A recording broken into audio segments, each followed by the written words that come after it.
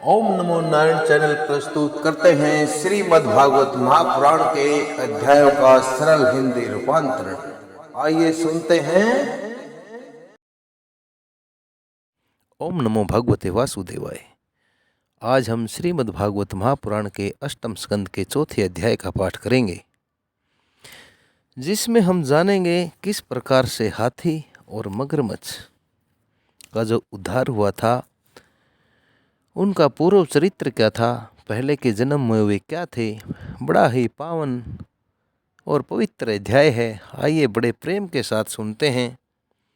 श्री सुखदेव मुनि जी कहते हैं, परीक्षित, उस समय ब्रह्मा शंकरादि देवता, ऋषि और गंधर्व श्री हरि भगवान के इस कार्य की प्रशंसा करने लगे और उनके ऊपर फूलों की वर्षा करने लगे। किस कार्य की प्रशंसा करने लगे?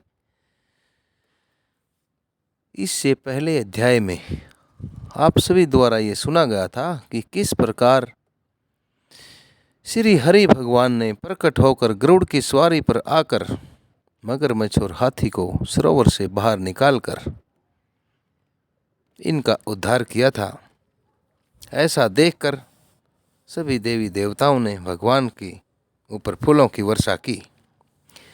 स्वर्ग में द्वंद्व बिया बजने लगी, गंधर्व नाचने गाने लगे, ऋषि चारण और सिद्धगण भगवान पुरुषोत्तम की स्तुति करने लगे।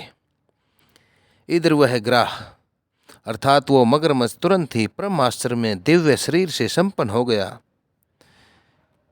एक दिव्य शरीर में परिणित हो गया उसका शरीर। यह ग्राह अर्थात मगरमच्छ, इसके पहले हु नाम का एक श्रेष्ठ गंधर्व था। देवल के श्राप से उसे यह गति प्राप्त हुई थी, अर्थात देवल जी के श्राप से उसे वह मगरमच्छ का शरीर प्राप्त हुआ था। अब भगवान की कृपा से वह मुक्त हो गया। उसने सर्वेश्वर भगवान के चरणों में सिर रखकर प्रणाम किया। इसके बाद वह भगवान के सुयश का गान गाने लगा। वास्तव में अविनाशी भगवान ही सर्वश्रेष्ठ कृति से संपन्न हैं। उन्हीं के गुण और मनोहर लीलाएं गाने और सुनने योग्य हैं। भगवान के कृपा पात्र स्पर्श से उसके सारे पाप ताप नष्ट हो गए। उसने भगवान की परिक्रमा करके उनके चरणों में प्रणाम किया और सबके देखते देखते अपने लोक की यात्रा की। गजेंद्र जो हाथी था, उसने भी भगवान का स्पर्श प्राप्त होते ही अज्ञान के बंधन से वो भी मुक्त हो गया। उसे भगवान का ही रूप प्राप्त हो गया। वह पीताम्बरधारी अर्थात पीले वस्त्रों से सुशोभित एवं 4 भुजाओं से सुशोभित हो गया। 4 भुजाएं बन गई।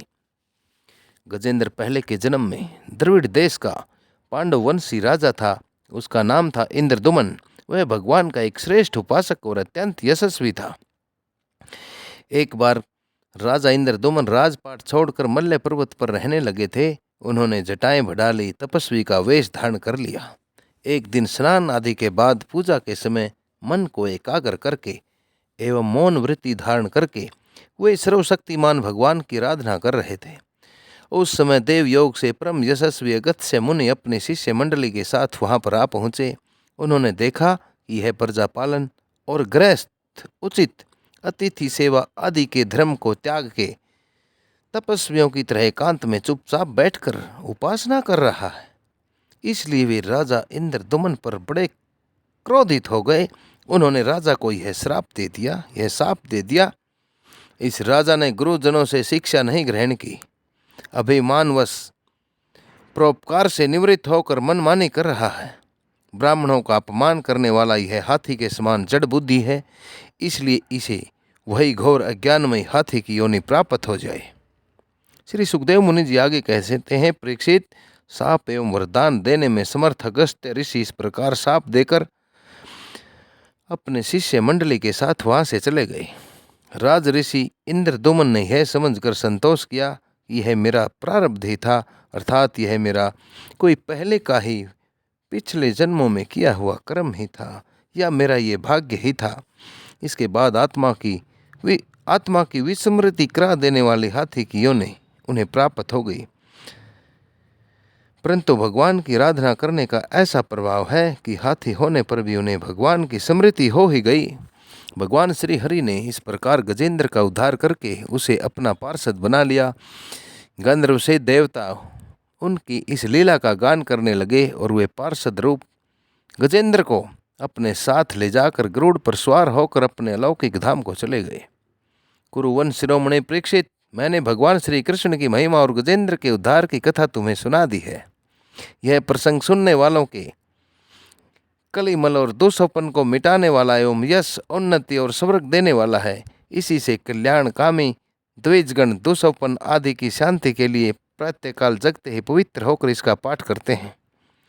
परीक्षित, गजेंद्र की स्तुति से प्रसन्न होकर सर्वव्यापक एवं सर्वभूत स्वरूप श्री हरि भगवान ने सब लोगों के सामने ही उसे यह बात कही थी।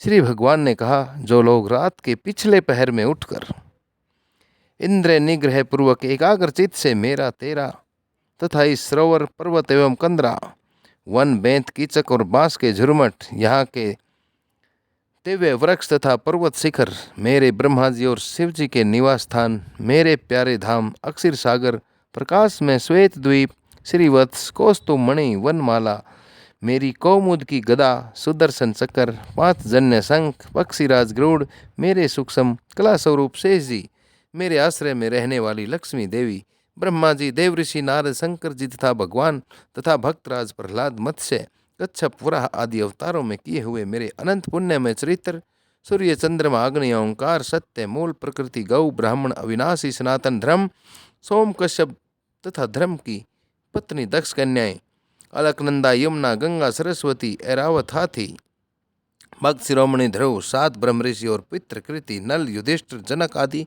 महापुरुषों को याद करते हैं, महापुरुषों का स्मरण करते हैं, वे समस्त पापों से छूट जाते हैं, क्योंकि ये सब के सब मेरे ही रूप हैं।